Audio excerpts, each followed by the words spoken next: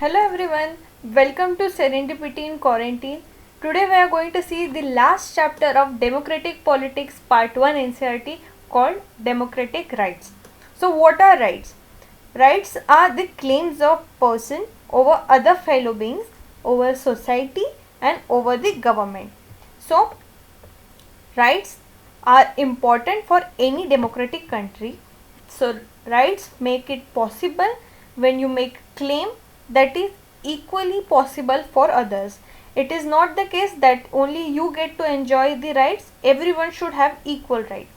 Then rights come with an obligation to respect others' right. You cannot exercise your right by disrespecting or by discriminating other fellow being. It should also be recognized by the society we live in. So these rights are the reasonable claims of a person recognized by the society, and they should be sanctioned by the law. This is the comprehensive definition of a right. So why do we need rights in a democracy? For any democratic country to perform efficiently, we need these rights as it creates atmosphere of equality. So there are rights to vote, rights to be elected by the government, right to have a political opinion, freedom of expression. So these rights are ensured so that the democracy is maintained. One more also thing that right perform very special role in democracy, that is protecting the rights of minority, as it is the case usually when there is any country majority tries to suppress the minority. So we need such rights so that minorities' interests will be protected. Then in most of the democracies there are basic rights of the citizen which are written down in a constitution. So it provides a legislative support. So in our Indian constitution there are some rights mentioned in various articles. So but there is part 3 of the constitution in which special status is given to some rights which are known as fundamental rights. So for example, in our constitution we saw in preamble they have given some values like equality, liberty, justice. So these all are included in the fundamental rights.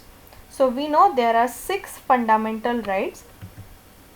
There are right to equality, right to freedom, right against exploitation, right to freedom of religion, cultural and educational right for minority, and then right to constitutional remedies.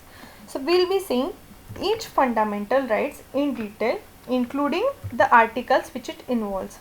So first is right to equality. It includes equality before law and equal protection of law under Article 14 of the Constitution. So it means that law applies in the same manner to all regardless of person status. So this is also known as rule of law. For example, if a person is the president of any company, and in the same company if there is a laborer, then both will have same rights. No one will prevail over anyone. So it also means that no person is above the law. So there cannot be any distinction between political leaders, government officials or any ordinary citizens. So with respect to this right, recently we saw that before there used to be practice of using beacon to these government officials which will provide them VIP treatment. So this use of beacon was made invalid to protect this right to equality and equality before law. Then there comes the second right to equality, that is Article 15 of the Constitution.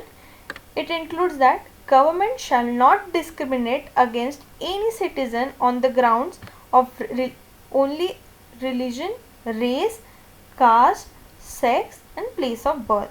So every citizen should have equal rights. Then there is also one right, that is every citizen shall have access to public places like shops, restaurants, hotels and cinema halls. This also includes places like wells, tanks, bathing yards, roads, playgrounds, places of public resort maintained by government or dedicated for public use. This may sound absurd to you, but in historically we know that there were some practices which used to discriminate some people from entering into public places. So the mention of these specifics was important in fundamental rights. Then there comes Article 16, which includes all citizens shall have equal opportunity in matters of relating to employment or appointment to any position of the government. So with previous lectures we saw there were some reservations given to particularly scheduled castes, scheduled tribes and other backward classes. So this does not mean that this is violating this equality. Instead, they, and also in case of women, poor or physically handicapped people. So here equality means giving equal opportunity, not giving equal places to everyone. So why this opportunity word is important? Because not everyone is capable of getting this opportunity by birth. So some of them faced social discrimination, physical discrimination, gender discrimination, which causes difficult from them to get to become as capable as others. So hence these reservations were given. Then there comes Article 17, that is abolition of untouchability. So this untouchability was the practice in traditional caste system in which people from certain caste were treated as untouchable. This does not only refer to the touch of people belonging to certain caste, it also refers to any belief or any social practice which looks down upon people on account of their birth with certain caste labels. So such practices were denied under fundamental right of the constitution. There are also some rights which are not mentioned in the book called Article 19, Article 18, that is abolition of titles. No one should have any titles like Raja, Maharaja in the present independent India. Then we'll go to right to freedom. So right to freedom means absence of any constraint. So in practice of life it means absence of interference of our affairs by others. So there comes Article 19, that is freedom of speech and expression, assembly in peaceful manner, then form of association and unions, moving freely throughout the country, residing in any part of the country or practice of any profession. So this is under Article 19. But this does not give absolute freedom to anyone because it has some of the reasonable restriction by the government. This means that your freedom should not cause public nuisance or disorder. Then there is Article this freedom of speech and expression. This includes you are free to criticize government or activities on your association in your conversation with parents, friends and relatives. But you cannot use this freedom to instigate violence against other. You cannot use it to incite people to rebel against government. This comes under the sedition law of the government. So this may even criminalize a person. You cannot even use anything to defame person by using false information. So this under Defamation Act. Also citizens have freedom to hold meetings, processions, rallies and demonstration on any issue. Recently we saw that in case of CAA we saw various protests. So these show that in our country the right to freedom of expression has solid power. Also recently we saw that there are so many people who are migrating away from the cities because of this COVID-19. So this shows that there are freedom of people to travel from one part to another instead of being in lockdown, they were free to go to their houses, because previously they moved from the villages to towns, from poor region to countries to poor region of the countries to prosperous region of the countries to get employment. But now there is question of life, so the people are moving back to their villages. So constitution says that no person can be deprived of his life or personal liberty. This comes under article 21, that is protection of life and personal liberty. But it also has some conditions. For example, if a judiciary orders custodial death of or death sentence to any person, then he does not have any right to life. So there are also some legal justification. So even when they do, they have to follow some of the procedure. Like if a person is arrested or detained, then in custody, then the reason for their arrest or detention should be mentioned to the detainee. If a person who is arrested and detained, he or she should be produced before the nearest magistrate within 24 hours of the arrest. Then if a person who such as right to consult, they have right to consult their lawyer. So these comes under article 21 of the constitution. Then there are some rights which are against exploitation. So here the constitutional makers specified specific exploitation. For example, in case of article 22 in case of article 23, there is prohibition against traffic in human being. That is, trafficking means here selling or buying of human beings. Usually it is happened with women and children for immoral purposes. So this is prohibited. Then second one is against forced labor or begar in any form. So it means the worker is forced to render his service to the master. It is similar to slave system. And when this practice takes place for lifelong basis, so it is known as practice of bonded labor. So this is prohibited under article 23. Then comes article 24. It is against child labor. So any child below age of 14, if he or she has to work in any factory or mine or any other hazardous work such as railways and ports, then it is prohibited. Then there are right to freedom of religion. So we know that our country is secular state. So what does secularism means? It is based on that idea that state is concerned only with the relations among human beings and not with the relation between the human and God. So in case of India, the Indian secularism practices the attitude of principles and equal distance from all religions. So it means that we have neutral and impartial nature toward all religions. But every person has right to profess and then practice and propagate his religion, but provided that no one is forcing their religion on another. This includes forced conversion and etc. So this comes under article 25 of the constitution. So every religious group or a sect is free to manage their religious affairs provided that they are not harming anyone.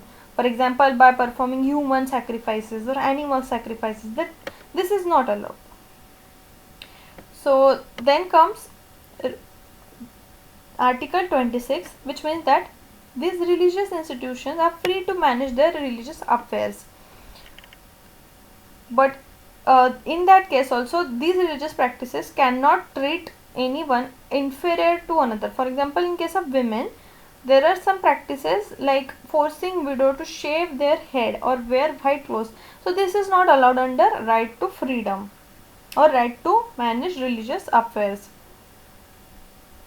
Then second one is article 27, in which government cannot compel any person to pay any tax for the promotion or maintenance of any particular religion or religious institution. There should be no religious instruction in government educational institutions, and this comes under article 28.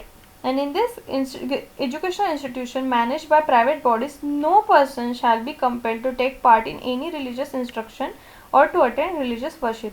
For example, if you are in school and there is puja for any particular god or any kind of religious ritual, then you are not supposed to be forced to that, considering that you have different religion or you do not support such religious practices. So any school should not make such practices compulsory. Then comes cultural and educational rights. These comes under Article 29 and 30. So what does it include? It includes protection of minorities' rights. So for example, minorities have right to protect their language, culture and religion. So constitutions, it specifies cultural and educational rights because any section of citizens with distinct language or culture have right to conserve it. And also, in case of admission to any educational institution maintained by government or receiving government aid, cannot deny any citizen on the ground that they have different religion or language. Also, all minorities have right to establish their administrative educational institution for their choice. And here minorities does not mean only religious minorities at national level. It also includes some of the minorities in different level. For example, in case of Gujarat, if there are Tamil speaking community, then they are minority over there. Or vice versa, if there is any Gujarati speaking community in Tamil Nadu, then in Andhra Pradesh, then there are minority there. But how do we secure this right? So there are also fundamental rights to protect this fundamental right known as right to constitutional remedies.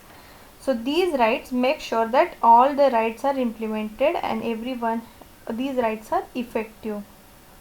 So this remedy is provided through courts. So if it is a fundamental right, we can directly approach to Supreme Court or High Court of the state. Hence, Dr. Ambedkar used to call this right as heart and soul of our constitution.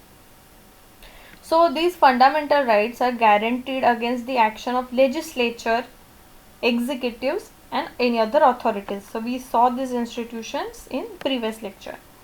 So even court can enforce fundamental rights against private individual or bodies. So fundamental rights are they prevail over everyone. So there are some direction like writs which are used to enforcement of fundamental rights. So these courts issue these writs to protect fundamental rights. Now we will see about National Human Rights Commission. So this is an independent commission set up by the law. So it is statutory body, not a constitutional body. In 1993, it is independent of the government. So commission is appointed by the president and it includes retired judges, officers and even eminent citizens. So this NHRC, it cannot punish any guilty person by itself. That is responsibility of the courts, but it can suggest or refer a criminal to the courts. It has independent and credible inquiry into any cases of violation of human rights and even in the cases of abetment of human rights. Abatements of any such violations or negligence in controlling any government officer. So the commission can present its finding and recommendation to the government or intervene in the court on the behalf of victims. It can even summon the witnesses and question any government official, demand any official paper regarding the case. So and also anyone can write to this commission. They have given this address. So anyone can write an approach to the National Human Rights Commission.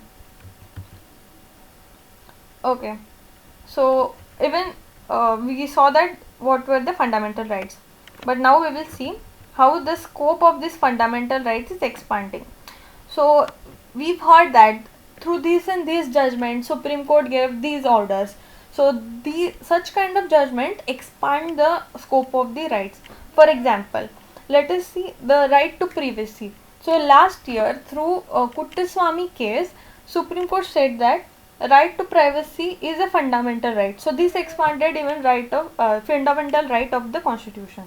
So our courts give judgment to expand the scope of the rights.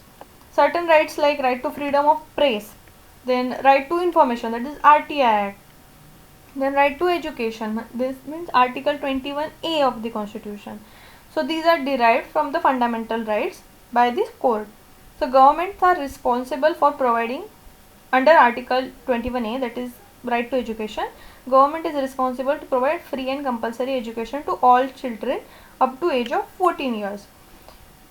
Also recently Supreme Court expanded meaning of right to life to include right to food also. So such these fundamental rights are not obsolete, and they get updated and get evolved throughout the years by the means of judiciary. So by this we will be ending this fundamental right chapter, and if you like this video, please like, share and subscribe to this channel. If you have any doubt, please comment on the section below. I'll be replying to you as soon as possible. Thank you so much. Have a nice day.